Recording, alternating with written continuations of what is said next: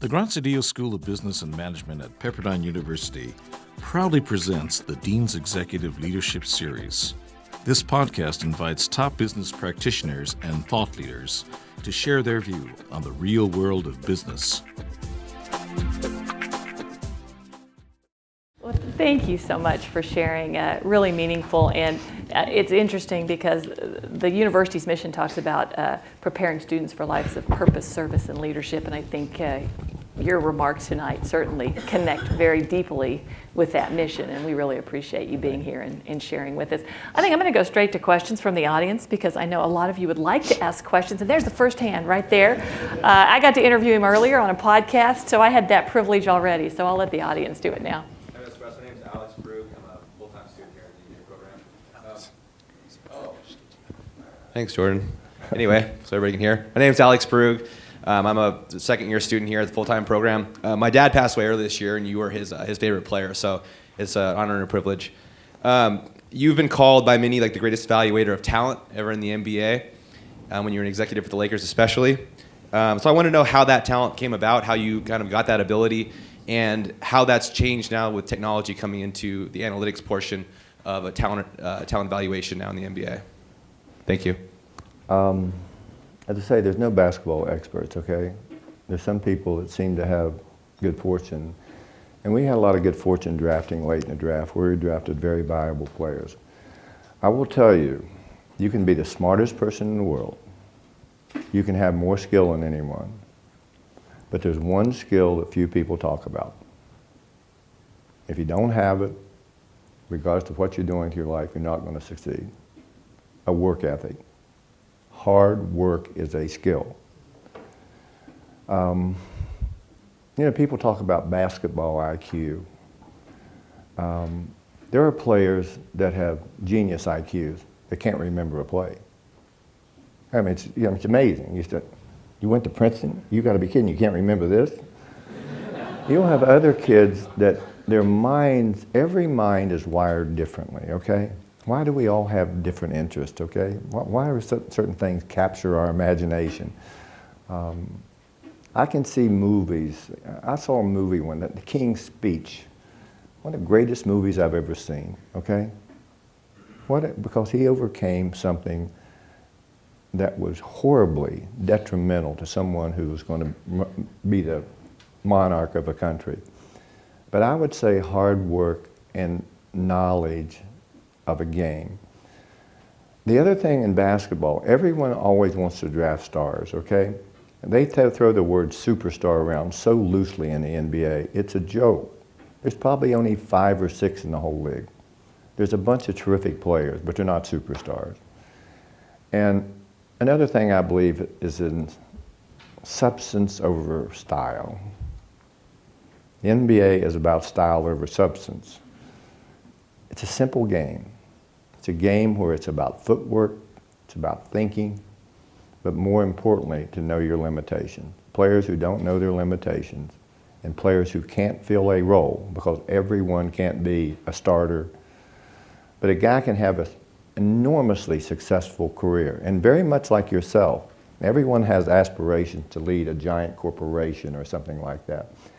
You can have enormous influence on any organization you have if you have a work ethic, but also knowing that as much as you push to try to get to the top, you may not get to the top floor. You might get next to the top floor, but you're still extremely valuable if you have a work ethic and knowledge, and more important, if you're a team player.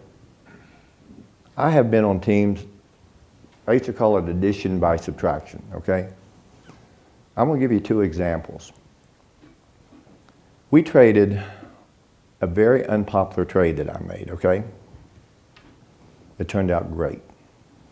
We traded Norm Nixon. We just won a championship for an undrafted rookie who was Byron Scott, okay? Boy, oh boy, Jack Nicholson, who obviously loved the Lakers, he wore black. And I said to him, no, he wore black for 3 games. I said to him, what the hell is this all about? He said, that's the dumbest trade I've ever seen. I said, just wait and see. Just wait and see. So he really asked me, why did you make that trade? I don't call Irvin Johnson, I don't call him Magic Johnson, okay? I call him Irvin. I said, let me ask you a question, Jack. I said, do you like Irvin Johnson or do you like Magic Johnson? He said, I like Magic Johnson.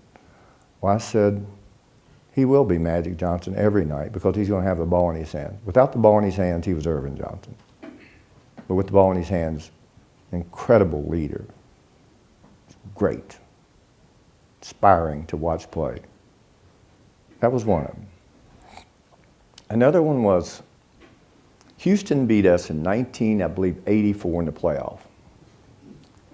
And the owner of the team then was Jerry Buss was the owner of the team. And of course, Magic Johnson and him were very close. And too close, as a matter of fact. And so I get a call and from Dr. Buss and said to me, we just made a trade. I said, oh, really?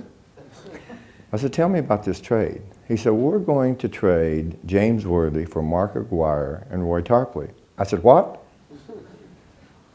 I got real quiet. Now, he owns a team, and he's the boss. And I said to him, we can't do this. I said, you're going to take a kid that's going to be out of basketball because he's got a terrible drug problem. He's going to be out of basketball any day now.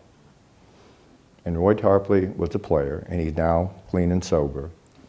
And he was a very good player. He was big. Houston, Pat Riley's headlines in the newspaper, we have to get big. I said, no, we don't have to get big. I said, we have to go back and play the way we know how to play. We can't walk the ball for it. We've got to run the ball for it. And so in the course of this conversation, he had made a trade with Dallas for these two players. And the owner of the Mavericks then was a very religious man, okay? Now, for you ladies and some of you gentlemen, I don't know if you've ever been in the locker room before, but the language is not always pure there, okay? So after I told Jerry Buss, I said, I'm not working here anymore. I said, this is your baby, I'm done. Called me back, he said, we shouldn't do this trade. And I said, no, we should not do this trade. He said, you call Mr. Carter. So I called Mr. Carter. And Mr. Carter, he's a very nice man, and we get in this conversation. I can't believe that you guys, Jerry told me we're going to do this. So I said, Mr. Carter, I said, we're not doing it. We've changed our mind. And then he really started to pontificate about ethics and stuff. And my language wasn't very good, okay? And so I hung the phone up quietly on Mr. Carter after I said what I had said. Well, by not making that trade, we won 3 straight championships, okay? But again, you're going to be thrust in a position, all of you are going to be thrust in a position where you have to make a tough change. And do you have the nerve to do it? If it doesn't work, are you going to blame someone else? I tell you, everything bad that happened with us, I took the blame for it. Everything good, someone else got the credit. Because some people are afraid to be criticized. I'm not. I'm too stubborn, too crazy. But I think that all of this stuff put together, another crisis we had, sort of a crisis. We had a young man by the name of Kobe Bryant, all right? And we had a player by the name of Eddie Jones who made the All-Star team. Addition by subtraction. We traded him. Everyone was incensed that we had traded an All-Star player. We knew what we had with Kobe Bryant. One of the best trades we ever made because he needed to play. He needed to play. And it's worked out handsomely for it. All things don't work out. You know, I tell you, you know what the worst thing in the world is? Let me tell you what the worst thing in the world is. The worst thing in the world is to draft a player and he's sitting over on the bench and don't get in the game. He's over there looking around the crowd and getting fat. That's the worst feeling in the world, okay? That is the worst. And you're saying to yourself, God, I don't want to wish him any bad luck, but I hope I don't see him tomorrow. Did Jack Nicholson ever acknowledge that that was a good decision or not? Oh yeah. He said it was a good deal. And what's really funny, there were like the 3 amigos on the Lakers team were Nixon, Johnson and Cooper. The three amigos became Scott, Cooper, and Johnson. And to this day, they are really close, even to this day. But he was one of the great kids, and he let Magic Johnson be Magic Johnson instead of Irvin. That's great. Yes, right here.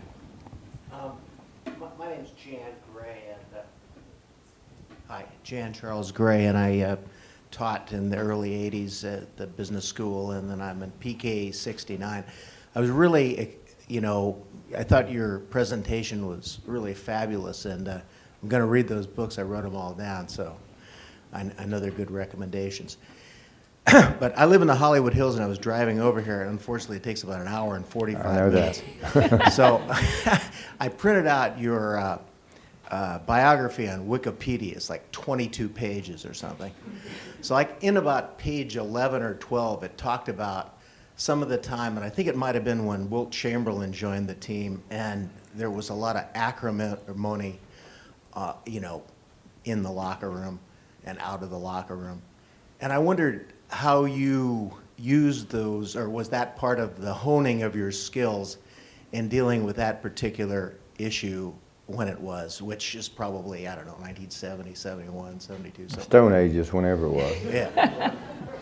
It's only yesterday for me. Listen, there wasn't a teammate I played with I didn't like. Not one. I didn't look at him as someone who was threatening to me. But if a guy had a horrible attitude, I didn't want him on the team. I'll be honest with you. I didn't want him on the team. It wasn't that at all.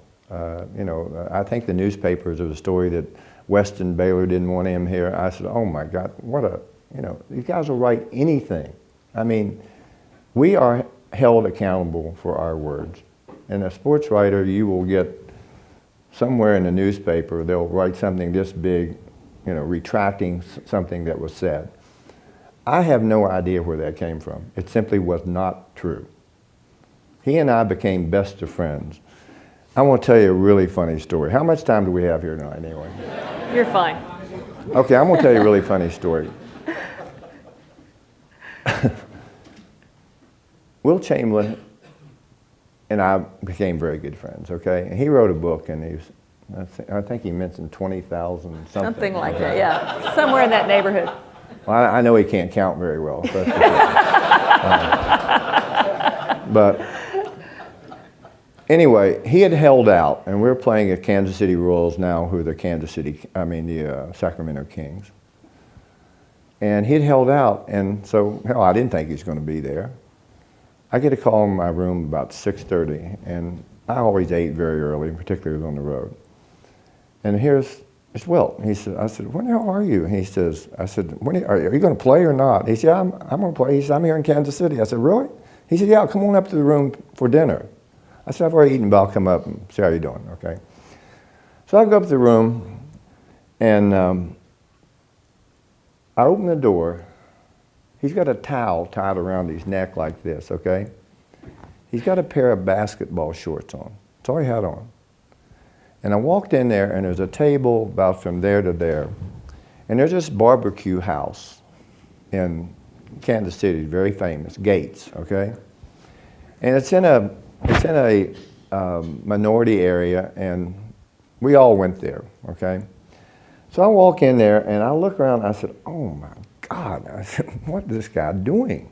There were 3 racks of ribs, okay? And I'm telling you, ribs down there are like this long.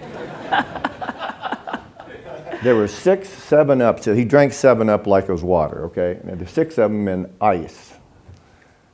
There was 2 1-pound brisket sandwiches. Oh, gosh. There was coleslaw. There was potato salad. There were barbecued beans. Barbecued chicken. I mean, I'm sitting there and I said to myself, oh my God, what's going to happen here tonight? Now, he hasn't even worked out at all. So I walk in there, and here he is with, let's say, he's big, tall. He looked taller than he really was because he was all legs, okay? And I walk in there, and Wilt stuttered a little bit, okay? And he starts eating. He said, won't you have something? I said, well, You got a knife, and the other knife. So I cut myself a little piece of this brisket sandwich. By the way, it's great. I could hardly eat this brisket sandwich. And by the time we're in there wasn't much food left on this table. And I think there's about half of one of these 7-Ups left. I said, how in the world, have you been working out? Nope. I said, how in the hell are you going to play tomorrow night? I said, there's no way you can play. Well, he goes out, gets 25 rebounds. And when I left there that night, I got up, and this towel, instead of kind of sleek, it looked like it was pregnant. Okay? I have no idea how a man could eat that much, but drink 6 bottles of 7-Up like this. I mean, it was the most, it's like, you see those old movies where these guys are gnawing bones? But there's one other funny one about his eating, too. You know, most players, I could not eat. I'd get sick, okay? I had to eat at about 2:30 or otherwise I'd be sick. There's so much adrenaline run through your body. And Wilt would come to games, and he came to games, and here's how he got dressed, okay? He never taped his ankles. He'd put 1 pair of socks on, everyone else played with 2. He'd put his clothes on, and he'd take 2 Band-Aids and put them over his nipples. But he sweat so much, okay? And so we had a big meeting the night before in Atlanta. We were playing Atlanta Hawks, and our general manager was coming giving us hell because we lost a couple games we shouldn't have lost. And so we go out and we kick Atlanta's fanny, and he said the last thing he said that night, he says, I don't want anyone eating in the locker room before the games, and especially hot dogs, okay? Next night we're in Cleveland. He said, it's going to be a fine if you do this. So the next night in Cleveland, I see Wilt talking to the ball boy. And so pretty soon the ball boy comes in, he's got 6 hot dogs. Well, about that time, the general manager who was my coach, who recruited me in college, the general manager, he walks in and he looks at Wilt, and Wilt said, hey Fred, I got you a couple of hot dogs. He said, but he was really, I really liked him, okay, I really did. And he helped prolong my career. I think I helped prolong his career, helped us win our only championship. And the only sad thing about that, someone I admired and still admire, Elgin Baylor, really wasn't part of it, and I thought it was one of the saddest things ever. But it was one of those magical years, and he was such a huge part of that, us winning that year. But he was a character. There's nothing he did. He knew who the name of the guy was, the Tomb of the Unknown Soldier. He knew the guy's name, I promise you. I mean, he knew everything. He thought he did. He once said he drove from New York City to San Francisco in 23 hours. So he knew he exaggerates a lot. Elvin's got a question back here. Hi, Jerry again. Hi there. I was really moved by your speech tonight. And you answered a question I've always wondered about you. When I was in Memphis, Tennessee, I used to go to the games all the time to watch the Grizzlies play. I sat in the box right there with the mirror, and you sat right next to us in the next box. And I always asked the question, I would say, why would he sit by himself and talk to anybody, and then just before the game is over, you would leave? And I thought you was just want to be by yourself. You answered that question now. Now I understand why you left. You were shy. You were shy. I was what? Shy. Shy. I shy. can still be shy, believe it or not. But I just want you You answered wouldn't that think it, question. but I still can be.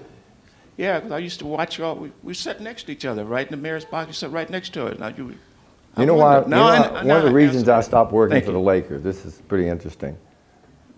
We had the best teams in the league by far. I couldn't even stand to watch us play. I thought somebody was going to get hurt. I'd go to the damn movies. And somebody'd see me in the movie. What are you doing? Well, I taped the game. I'll watch it.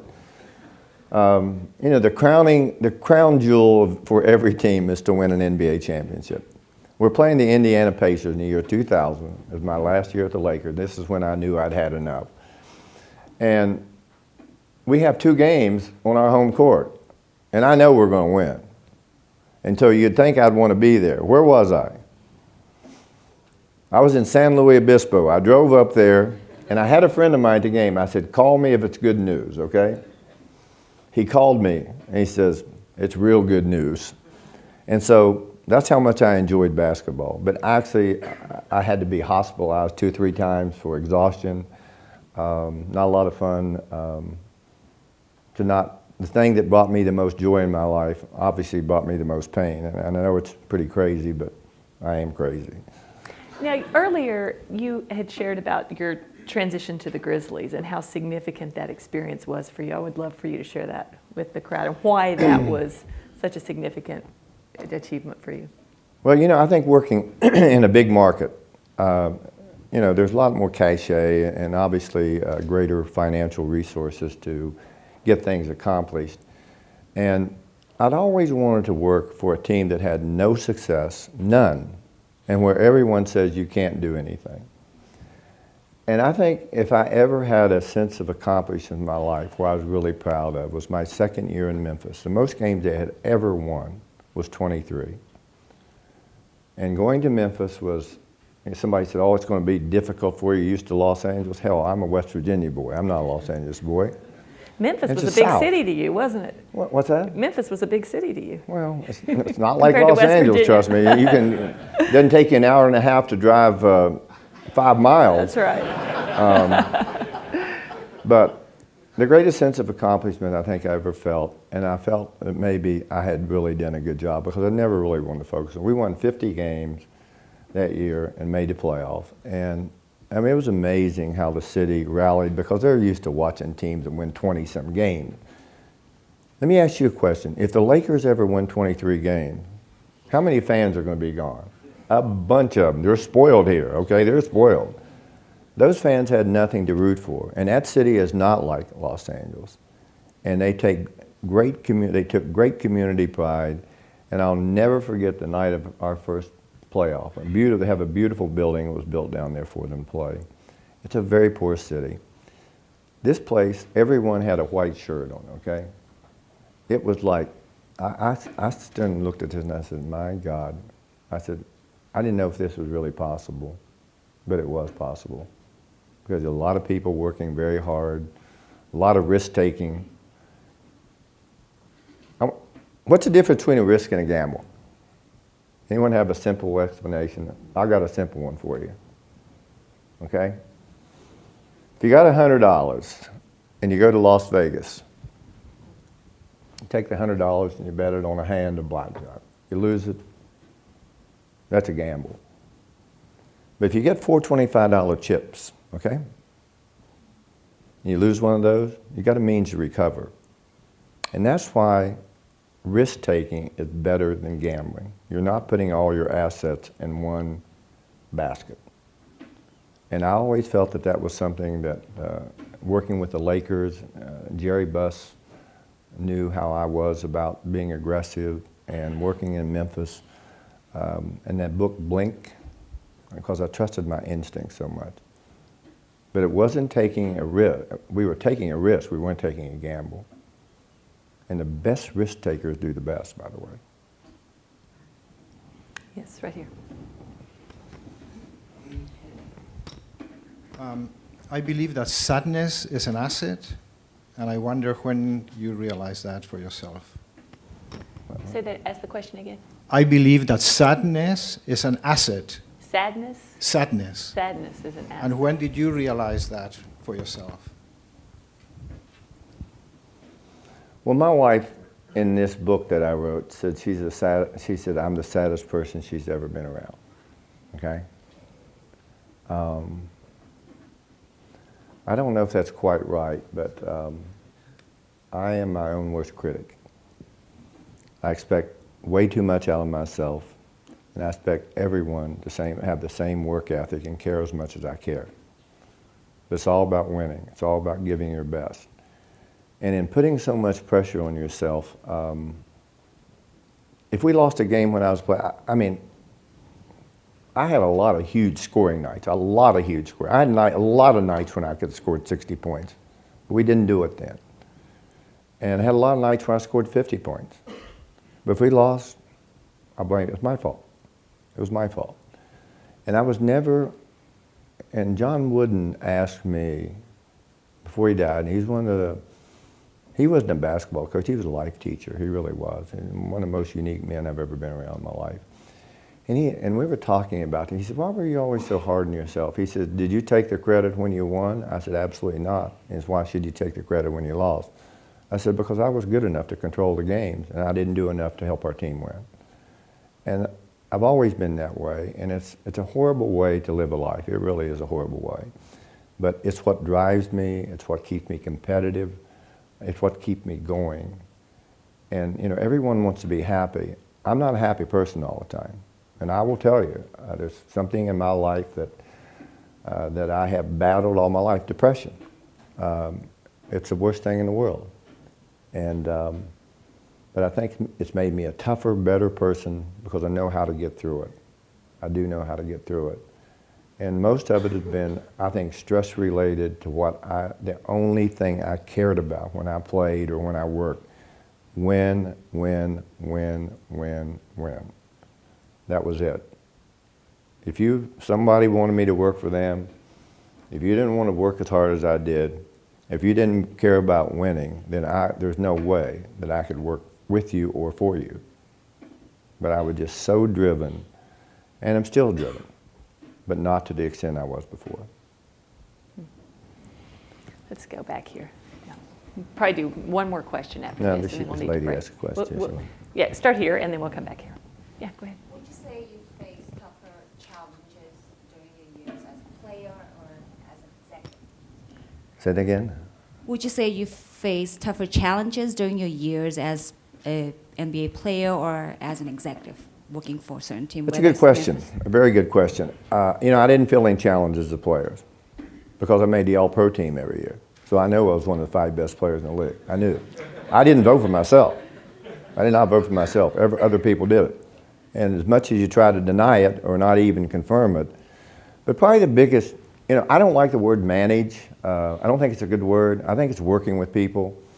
But I took the experiences that I had as a player, and I said there's 2 or 3 things that were never going to happen. There was never going to be a player that was going to be underpaid on our team. Never. If anything, he was going to be overpaid. He was going to be treated like a human being. And if he had to be traded, I was going to tell him he got traded. It wasn't because he was a horse's buying, because we wouldn't have one on our team anyway.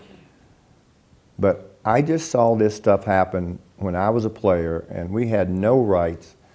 I mean, one year I led the league in scoring. I was second in assists.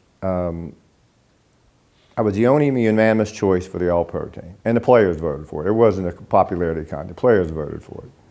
That was thrilling because I was a minority, and my black counterparts voted for me. I can't tell you how that made me feel. So I go in and I said, oh my gosh, I said, and we didn't have agents, okay? And so they said to me, well, we want you to take a pay cut. A pay cut? Are you kidding me? But it was ridiculous. And when you see the players today, the challenges they face are, can they stay in the league? Because they're highly compensated. They're really highly compensated. But the tragedy you see, I just think, we see so many kids that make $100 million, $200 million, and a couple of years after they're completely broke. It's a tragedy that the league hasn't addressed that, and I don't know how you can address it.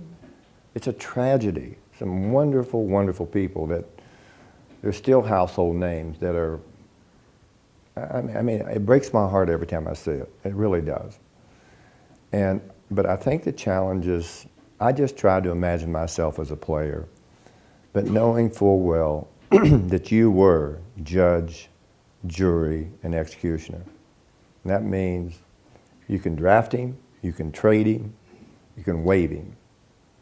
And I will tell you right now, the one job that I wouldn't want any of you to have to do would be the following: to tell a player goodbye. Number one, he probably hates you because he's in a place where he felt comfortable. Number two, tell a player that we're going to waive you because we basically don't think you can play anymore. And now remember, these kids had the same dreams and hopes and goals that I had. All of a sudden, when they're the smartest, the best equipped mentally to play the game, physically they can't do it. That's the worst thing about being involved, because I loved players. They were like my kids.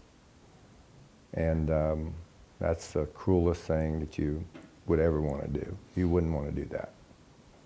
And it's hard, really hard. Let's go back up here, and we better end with this right here. Yeah. Well, Hi, my name is Ming. I'm from Beijing and graduated from law school at Pepperdine. I want to be an international sport agent. I just, I don't know what's your view about just NBA was so successful internationally, and just have you imagined that NBA will be one of the most popular games in the world when you play?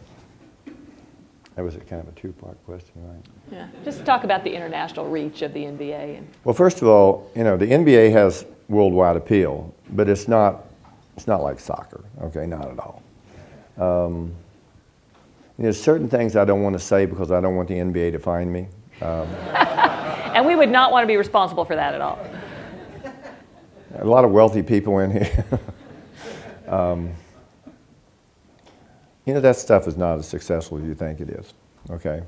Let me put it that way. It promotes basketball, but it hasn't achieved the results financially they want. The biggest market really now is China. China solely. They talk about expanding and having basketball in Europe. The best basketball played in Europe is played in Spain. At one time it was Italy, but Spain has the best basketball. Have some terrific young players. Argentina had a great program for a while. Great. One time there were 5 Argentina kids playing in the NBA. They were all first-round draft picks. But the problem is there's no facilities in Europe to be able to play an NBA game. How in the hell could you have a schedule if you're in Los Angeles and you had to play in London? They don't even like basketball in London. So to me, it's a long shot that we'll ever see that. The largest grossing sports franchise, what would it be? In what country would it be in? Would it be in the US or would it be in Europe? FC Barcelona. FC Barcelona. It's one of the huge brand names. And I think I saw it in Forbes magazine. You wouldn't think I read Forbes, but I do sometimes. They grossed $425 million, that franchise did. Mind-boggling number, mind-boggling. And so soccer over there's 2 or 3 Americans that own soccer teams. Stan Kroenke, who owns the Denver Nuggets, owns, he doesn't, Glazer owns United Manchester, and he paid $1.25 billion for it. And this was a few years ago. So soccer worldwide, and particularly in England, France, Spain, well, almost all those countries over there, it's a huge sport. It's a huge sport. And they, one of the greatest experiences that I would wish that everyone could do is to go to a European basketball game. Amazing. Barcelona against Real Madrid. Well, it's amazing what they do over there. I mean, these people are marching around. Everyone here over here sits in their seats and they'll get up for a great play. They're beating drums and chanting the whole damn game. And if their team gets beat, they stay there the whole week. Obviously, they're drinking a lot. I was at a game in Greece one time, and I got there early because there was a double header, and it's about an 18,000 arena. And I get there early, and I get in my seat, and people will just come in, and they'll sit in the seat there, and some guy will come up, and you're sitting in my seat. Well, you go sit over there. And it is the most unbelievable thing you have ever seen, and it's thrilling. The noise, the passion. Do you think we're a really nationalistic country today, like we used to be? Not even close. If you go and watch these people over there, oh my God. I mean, they have such passion. It's just amazing to watch. And half the time you're over there watching some very good young players play. You end up watching you can't help watching the people. It's so interesting. But there's a lot of good basketball players from all over the world. There really are. But the best ones still come from this country, by far. Well, we had better conclude there. We could go on all night, I'm sure, asking Jerry questions. But thank you so much for being here. It's been a privilege to have you.